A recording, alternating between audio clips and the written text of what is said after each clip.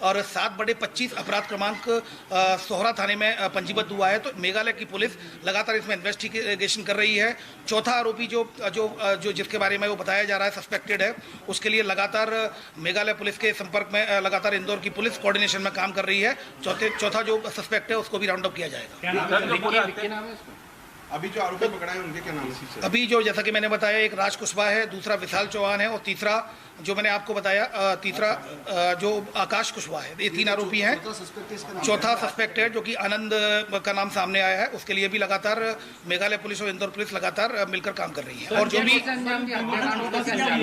देखिए, चूंकि इन्वेस्टिगेशन का पार्ट जो सोहरा थाने का जो क्राइम केस है और इन्वेस्टिगेशन उन्हीं के द्वारा की जा रही है, सारी लीगल एक्शन उनके द्वारा लिया जाएगा। केवल इंदौर पुलिस को उनके द्वारा इन्वेस्टिगेशन के पॉइंट ऑफ व्यू से मदद ली गई थी, वो मदद उनको प्रोवाइड कराई गई है। जिसमें सोनम के कहने पे ये हत्याकांड हुआ, राज ने किया। जैसा कि मैंने बताया कि ये सारी चीजें पूछताछ में क्लियर होंगी। और ये अभी चूंकि सोनम को वहां रिकवर किया गया है गाजीपुर, जहां मेघालय पुलिस ऑलरेडी वहां पहुंच रही है। और यहाँ पर चूंकि हमारे जो मेघालय पुलिस ने यहाँ पर संपर्क किया था, तो यहाँ पर 3 आरोपी मेघालय और इंदौर पुलिस के एक दूसरे के कोऑर्डिनेशन से हिरासत में लिया गया है। वह आगे की कार्रवाई मेघालय पुलिस, जहाँ पर यह प्रकरण पंजीबद्ध है 7/25 सोहरा थाने में, ईस्ट सोहरा डिस्ट्रिक्ट है शिलोंग की, वहाँ पर इन्वेस्टिगेशन की।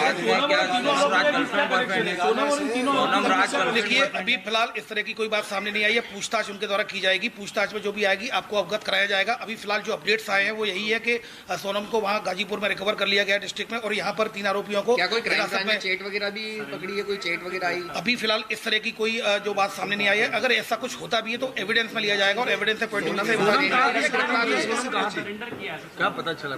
देखिए, अभी जो बात सामने आई है, जो पुलिस के द्वारा बताया गया, गाजीपुर पुलिस के द्वारा, कि जो सोनम रघुवंशी ने फोन किया था उसको अपने भाई को, उसके बाद फिर पुलिस वहां पहुंची है तो उसको रिकवर कर लिया गया है नंदबाग पुलिस के द्वारा गाजीपुर डिस्ट्रिक्ट में। अब वहां पर मेघालय पुलिस पहुंच रही है। जो अपडेट्स आएंगे मीडिया को प्रत्यक्ष से अवगत कराया जाएगा। मेघालय पुलिस ने क्या शेयर किया था कि इन लोगों को डिटेन किया है, इनका क्या रोल? मेघालय पुलिस का ये कहना था कि इस घटना में सस्पेक्टेड है, हमें याद भी चाहिए। तो सस्पेक्टेड पॉइंट ऑफ व्यू से हम लोगों ने मेघालय के साथ जो एक ऑपरेशन चलाकर 3 आरोपियों को, अभी सस्पेक्टेड को राउंड अप किया है। अब अगले की जो इन्वेस्टिगेशन है, इन्वेस्टिगेशन आधार पर जो भी आया जाएगा अब मीडिया को प्रत्यक्ष से निश्चित मेघालय पुलिस है ऑलरेडी, और मेघालय पुलिस लगातार साथ में काम कर रही है। अब आगे की जो कार्रवाई वो करेगी। कोर्ट में पेश कर दिया गया, अभी कोर्ट में आरोपी को पेश नहीं किया गया है। अभी मेघालय पुलिस पूछताछ करने के बाद आगे की लीगल कार्रवाई मेघालय पुलिस करेगी। ये तीनों आरोपी नंदबाग के, ये तीनों जो सस्पेक्टेड है वो नंदबाग के रहने वाले हैं। तो ये पूरे इंदौर के ही हैं। तो इस तरह से ये इनका कनेक्शन है। घर के आसपास के रहने वाले। ये अभी फिलहाल इस तरह की कोई बात सामने नहीं आई है। अभी हिरासत में लिया गया, राउंड अप किया गया है मेघालय पुलिस। ये अभी ये इन्वेस्टिगेशन में आएगा, ये पूछताछ नहीं हुई है। अभी पूछताछ के बाद ही बात सामने आएगी। जी जी लाइव चल रहा है। जी बताएं। जी बताएं। एक मिनट सर,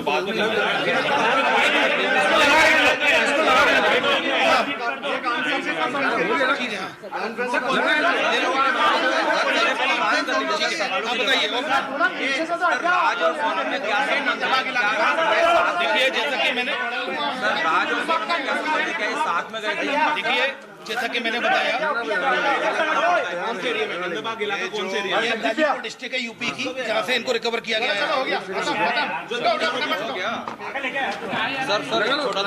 लगा लो लाइव चल रहा है आस्ते पे लाइव। मैं बाहर ही हूँ आपके साथ। ये ऑफिशियल थी, बंडू को मैं करूँगा बाहर।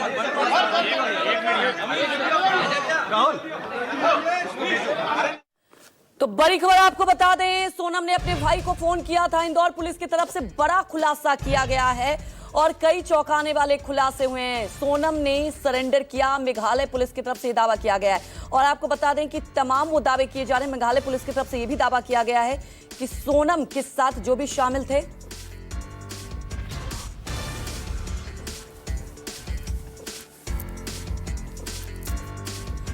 तो बड़ी खबर आपको बता रहे हैं, लगातार सोनम के तरफ से। और सबसे बड़ी बात है कि देखिए कई दिनों से जो गुत्थी चल रही थी अब ये तो खुलासा हो गया है।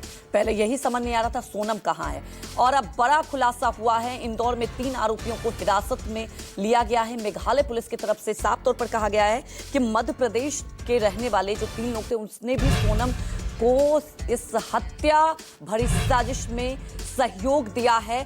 बड़ी खबर आपको बता दें, मेघालय पुलिस की तरफ से साफ तौर पर दावा किया गया है सोनम ने सरेंडर किया। कुछ ही देर में मेघालय पुलिस भी पीसी करेगी। अभी इंदौर पुलिस की तरफ से भी पीसी की जा रही थी और आपको बता दें कि अब कुछ देर में मेघालय पुलिस की तरफ से भी पीसी की जाएगी और इंदौर पुलिस की तरफ से भी बड़ा खुलासा किया गया। आपको बता दें इस पूरे मामले को लेकर अब सवाल ये बना हुआ है कि आखिर सोनम ने अगर हत्या की है तो उसके पीछे क्या वजह थी। और कुछ ही देर में मेघालय पुलिस भी पीसी करने वाली है। मेघालय पुलिस भी गाजीपुर पहुंच रही है। तो आपको बता दें गाजीपुर मेघालय पुलिस भी अब पहुंच रही है। कुछ ही देर में पहुंचने वाली है मेघालय पुलिस, क्योंकि गाजीपुर से सोनम को पुलिस की गिरफ्त में रखा गया है। और अब सवाल ये उठता है कि कुछ ही देर में और खुलासे हो सकते हैं, क्योंकि अब प्रेस कॉन्फ्रेंस की जाएगी गाजीपुर में। आपको बता दें कि मेघालय की पुलिस पहुंचने वाली है। मेघालय पुलिस की तरफ से भी प्रेस को संबोधित किया जाएगा। और अभी आप सुन रहे थे इंदौर पुलिस की तरफ से पीसी किया जा रहा था और इस पूरे मामले को लेकर कई खुलासे हुए, क्योंकि देखिए अभी तक तो पुलिस के लिए गुत्थी थी कि आखिर सोनम है तो कहां है, लेकिन अब सोनम पुलिस के गिरफ्त में। और सवाल ये बना हुआ है कि आखिर सोनम ने ऐसा किया तो क्यों किया, क्योंकि परिवार वालों की तरफ से लगातार तमाम दावे किए जा रहे हैं। हमारे सहयोगी दीपक दुबे न्यूज रूम से सीधे लाइव जुड़ चुके हैं। दीपक, सबसे बड़ी बात है कि देखिए अभी तक इस आप कह सकते हैं मिस्ट्री से एक पर्दा तो खुल चुका है, सोनम मिल गई है। आप हमारे दर्शकों को इस पूरे जो केस है उसके बारे में अपडेट बताएं, क्योंकि देखिए अब गुत्थी ये रह गई है कि आखिर सोनम ने किया तो ऐसा क्यों किया। जी आपको बताएं कि इस पूरे मामले में कई परतें अभी और भी खुलना बाकी है। पहले पुलिस को तलाश थी राजा रघुवंशी और सोनम रघुवंशी की, लेकिन दोनों बरामद नहीं हो रहे थे। दोनों के बारे में कुछ भी पता नहीं चल रहा था। शुरुआत करते हैं कि इनकी 11 मई को शादी होती है। 20 तारीख को सोनम और राजा निकलते हैं असम के लिए, जो बताया जाता है इनके परिवार के द्वारा, जैसा कि ये दोनों ने अपने परिवार को सूचित किया था। लेकिन 22 मई को ये दोनों पहुंच जाते हैं शिलोंग मेघालय में। वहां पर जाकर पहला सीसीटीवी फुटेज सामने आता है, जहां पर दोनों शिप्रा नाम के एक स्टे होम में जाकर चेक इन करते हुए सीसीटीवी फुटेज में दिखाई पड़ते हैं। 23 मई को यह तकरीबन सुबह का वक्त था, 9 से 10 बजे का, जहां पर ये चेकआउट करते हैं। चेकआउट करने के बाद ये नीले रंग की स्कूटी को लेकर वहां से घूमने के लिए हनीमून के दौरान निकल जाते हैं। ऐसे में 2 जून को राजा की लाश बरामद होती है, जहां पर वो स्कूटी लेकर सीसीटीवी फुटेज में दिखाई पड़ रहे हैं कि सफेद रंग का शर्ट सोनम ने पहना हुआ है।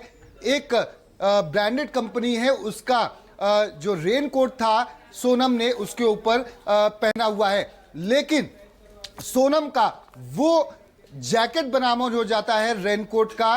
गाड़ी बरामद हो जाती है राजा की, जहां पर लाश मिलती है 25 किलोमीटर दूर पर। धारदार हथियार बरामद हो जाता है। लाश राजा की क्षतग्रस्त अवस्था में बरामद होती है, जहां पर उनके ऊपर वार किया गया था। उसके बाद से ही परिवार की तरफ से लगातार यह मांग की जाती है कि इस पूरे मामले में मेघालय पुलिस की तरफ से कहीं ना कहीं लापरवाही बरती गई और राजा की लाश मिल गई, लेकिन सोनम का कुछ भी पता नहीं चल पा रहा है। ऐसे में सोनम का अब जाकर जिस तरह से उत्तर प्रदेश के गाजीपुर से बरामद होना एक ढाबे पर, वो सीसीटीवी फुटेज 23 मई का, जहां पर सोनम सफेद शर्ट में दिखाई पड़ती है, वो लाश के पास से वो सफेद शर्ट या उसी अवस्था का शर्ट बरामद होना। सोनम के हाथ में सीसीटीवी फुटेज में दिख रहा है कि 2 मोबाइल फोन उसके पास मौजूद थे। लेकिन जब सोनम को गाजीपुर पुलिस लेकर ढाबे पर जाती है और सोनम को जब वहां से हिरासत में लिया जाता है, तब जाकर सोनम के पास से ना कोई बैग बरामद होता है, ना ही कोई भी मोबाइल बरामद होता है।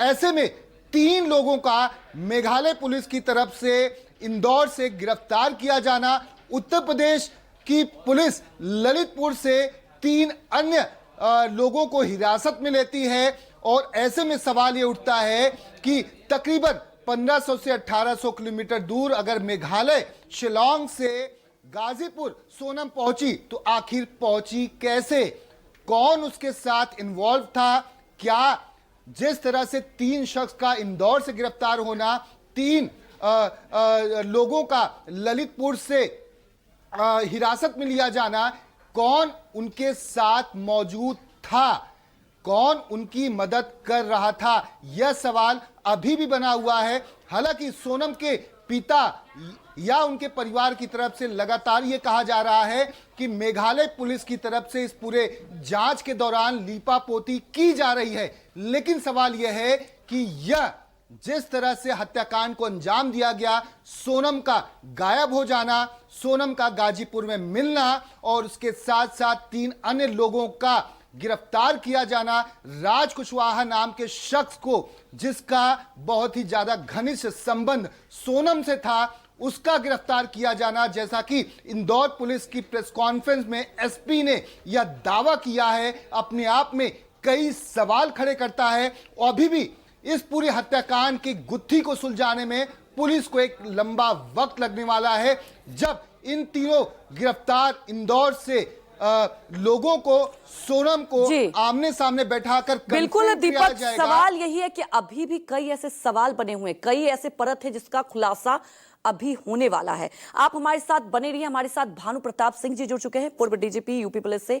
भानु प्रताप जी, ये जो सामने आया ना मामला, कई लोगों को, कई आम लोगों को, रिश्तों को एक झकझोर दे रहा है, कई ऐसे खुलासे भी, लेकिन सवाल ये उठ रहा है जिस तरीके से ये गुत्थी सुलझी, सोनम का अचानक मिल जाना, को अपने घर पे फोन करना, ये जो साजिश रची गई, क्योंकि ये आसान बात नहीं है, किस तरह से ये पूरी प्लानिंग की गई होगी? देखिए, ये प्लानिंग करना कोई बहुत मुश्किल बात नहीं है जी। आजकल तो जिस तरह इस प्रकार की घटनाएं आ रही हैं उसमें, और जिस प्रकार से सोशल मीडिया पे कंटेंट लोगों को मिल रहा है, ओटीटी पे कंटेंट मिल रहा है, उस पे प्लानिंग करना तो कोई डिफिकल्ट की बात नहीं। आप इसकी प्लानिंग करते, लोग तो बॉम्ब बनाने की प्लानिंग कर ले रहे हैं देख करके। तो ये कहना कि प्लानिंग किस प्रकार से की गई कोई बहुत बड़ी बात नहीं है। ये आजकल की जनरेशन बहुत पढ़ी लिखी है और इतनी अवेयर है और इतना ज्यादा एक्सपोजर है इन लोगों को, और ये चिंतनीय भी है, जैसा कई बार कई प्लेटफॉर्म पे इस प्रश्न को उठाया भी गया है कि जिस प्रकार का सोशल मीडिया पे कंटेंट परोसा जा रहा है और जिस प्रकार से आप पॉडकास्ट और इन सब चीजों पे हो रहा है, माननीय सर्वोच्च न्यायालय इस पर चिंता व्यक्त कर चुका है, तो हम लोग को कहीं ना कहीं सोचना पड़ेगा इन पे कंट्रोल करने के लिए। और ये तो जो परिस्थिति जन्य साक्ष्य, आप भानु प्रताप जी, आपको अभी मजबूरन मुझे रोकना पड़ रहा है, और बहुत अहम सवाल उठाया आपने, क्योंकि एक ये सवाल बना हुआ है जिस तरह से सोशल मीडिया पर लोग इस तरह से कंटेंट देख रहे हैं। आगे भी चर्चा करेंगे हम।